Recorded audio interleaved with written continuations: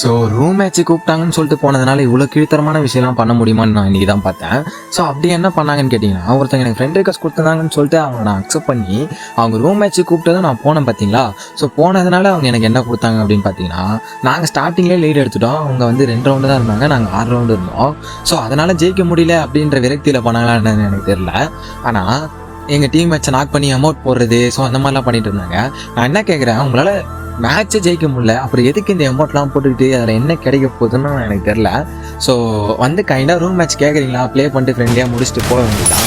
அதை விட்டுட்டு இந்த அமௌண்ட் போடுறது, இதனால் வந்து ஒரு பயணமே கிடையாது ஃபஸ்ட்டு. ஸோ அதை புரிஞ்சுக்கோங்க. ஸோ அப்புறம் அந்த மேட்ச்சே லாஸ் பண்ணிவிட்டு வந்து லாபியில் சம்மந்தமே இல்லாமல் வார்த்தையும் விட்டாங்க. ஏய் தம்பியா, ஹலோ. எப்படி இருந்துச்சு? அடி பெரிய போட்டுச்சா போட்ட? அதுக்கப்புறம் ரிவெஞ்சுன்னு சொல்லிட்டு ஒன்று கூப்பிட்டாங்க. ஸோ அந்த ரிவெஞ்சில் அவங்க தான் ஓன் பண்ணாங்க. ஸோ ஆனால் நான் என்ன நடந்ததுன்றதை அடுத்த வீடியோவில் சொல்கிறேன்.